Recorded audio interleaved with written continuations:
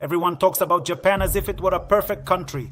Discipline, respect, honor. But what does it really mean to train here? What does it mean to live every day in a place where the mindset is completely different from everything we're used to? In these 10 days in Tokyo, I've realized one thing. Training in Japan isn't just about training. It's about entering a system, a culture that's completely different.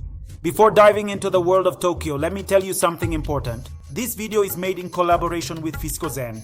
For those who, like me, have a VAT number or are thinking of opening one, I recommend it. It's an online service for managing your VAT number that can really make a difference. I'll explain more about why later on. But I'll tell you right now that in the description, you'll find a link for a free tax consultation with one of their experts. Now let's start this adventure together. Here we are today. It's a tough, demanding day. Now I'm heading to sumo from 3 to 5 and then straight to karate until tonight. Today is a tough one. These days in Tokyo, I've really tried everything. I went into the best K-1 gyms, then moved on to sumo and karate, where I've made and will be making several dedicated videos in each setting. I've learned something new, enriching not only my athletic background, but also my cultural and personal one.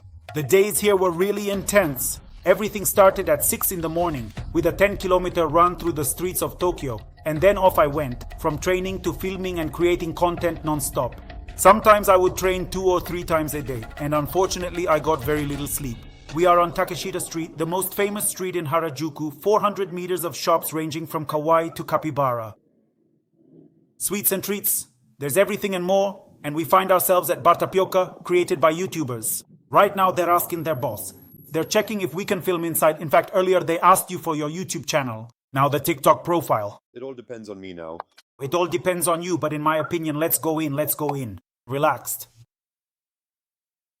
Hello there, and a very warm welcome to you today. It is wonderful to see you. Everything is looking perfectly fine and absolutely okay on our end. We are all connected to the same Wi-Fi. An interesting topic we were discussing here concerns the trash bins that are here, or rather, that aren't here, because here people, as you were saying, there are no bins for throwing away paper, no garbage cans around. So what do people do then? They walk around with empty bags and put their trash inside them. Exactly like that. I'm done with this. I have to put it here, come on. Can you imagine doing something like this in Italy? No. Yes. In Italy, this would be like legitimizing the eco-conscience to throw everything on the street, on the ground. These are the world-renowned capybaras. After a bit of shopping and some leisure time, it's time to get back to serious matters. We came to Japan mainly for the prestigious K1 GP tournament, one of the most important tournaments in the world. On this occasion, we also took the opportunity to train with Koryomaki, a true legend of K1, an athlete who has made history in this sport and perfectly embodies that Japanese mentality made of discipline, respect, and hard work. How was I doing here? This is a small gym, like all the gyms in Japan, but very well maintained. The bathrooms are incredible, actually. The bathrooms are incredible. Shaving machine. For shaving? There's a shaving machine. This is a gym bathroom. He is the owner, Takayuki Koryomaki, a famous K1 Max fighter. In previous years, let's say up until 2006 or 2009, I think. These are the legendary belts from the old K1, so he won the K1 Max. A piece of advice you might want to give to young people who are training, who are getting into combat sports, or in general to young people who want to chase after something. In short, their own dream to get there, you know. Physical. If an individual is particularly tall, then their training should be specifically suited to their unique physical stature. So depending on the opponent's characteristics, work on that, basically. And do you get asked the same question in Italy? I mean, I often get asked, okay, give some advice to a young person who wants to start. And I immediately focus on values, which is something that in Italy, people always say nowadays that young people have no respect and that they need a gym.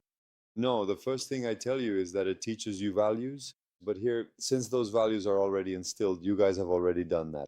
For example, as he said, he mentioned physicality. If someone is taller, what to do, or he focuses on preparation, he just takes it for granted. That thing instead. Yes, but also the mental attitude itself. The mental approach to discipline is so taken for granted. Like, it's just...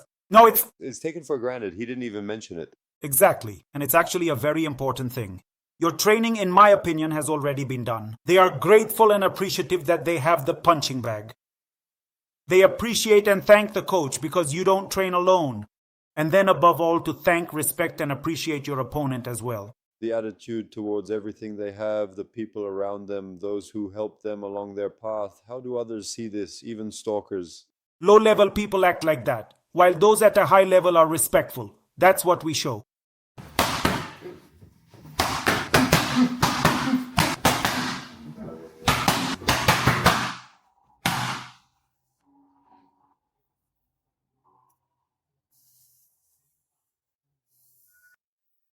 They are very organized. The protective gear all lined up. The protective gear and more protective gear. And they have everything fully equipped. Winning brand. We can see, by the way, it's the most expensive one. What can I say? Guys, an incredible training session, so many lessons from a true legend. And speaking of work and what I do, I want to take this opportunity to tell you something. One thing that many people have asked me, especially after this trip, is, but how do you manage to travel everywhere, work, collaborate with brands, and not go crazy with all the bureaucracy? The truth is that when you start working for yourself, the most confusing part isn't the work itself, but the taxes, invoices, and deadlines.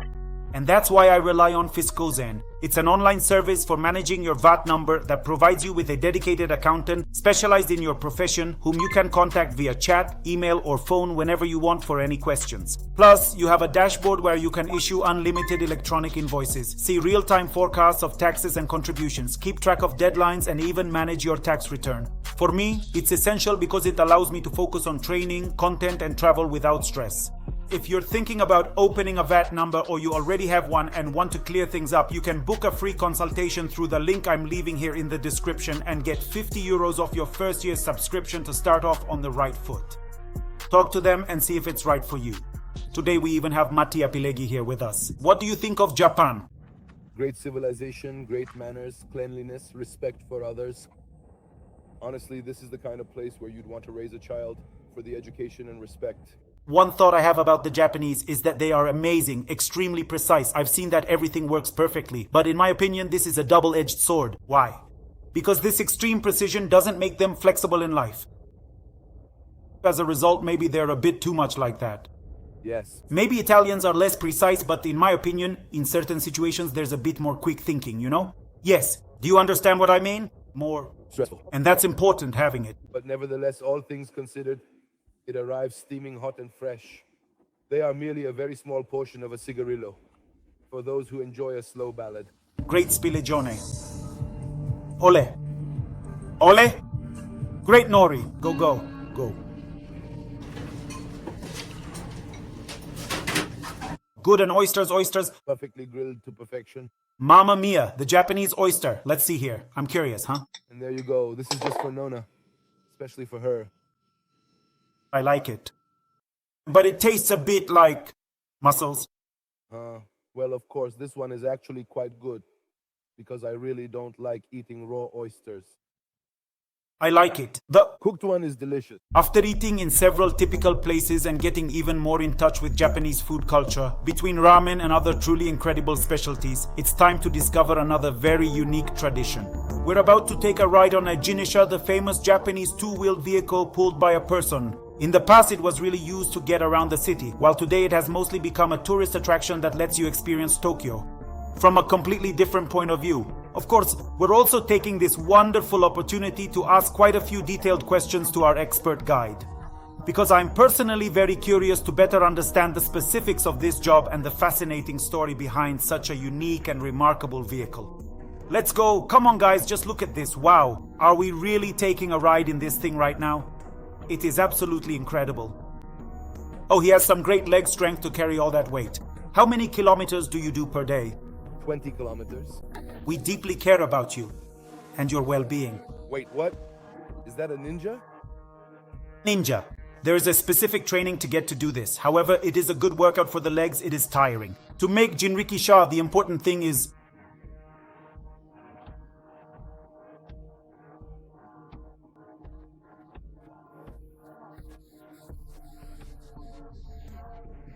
I worked with my feeling.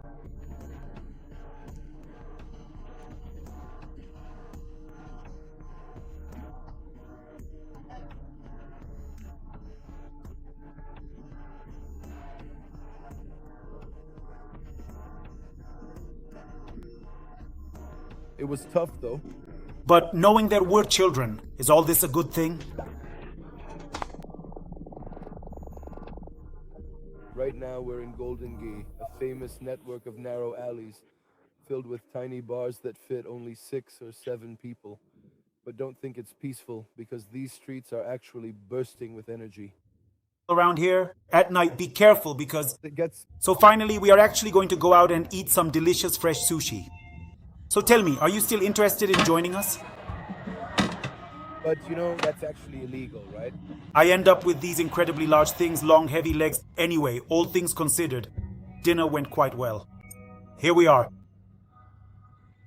So what do you say? Well, what can I say about Japan? This is the second year I've come back here, and every time I learn something new. Here, people live with respect and discipline, and this year I brought something that goes beyond just training. To wrap up, I want to remind you that if you work with a VAT number or are thinking about opening one, you'll find in the description a link to book a free consultation with Fiskozen. There's also a €50 discount on the first year of subscription. Thank you all for watching. See you in the next video.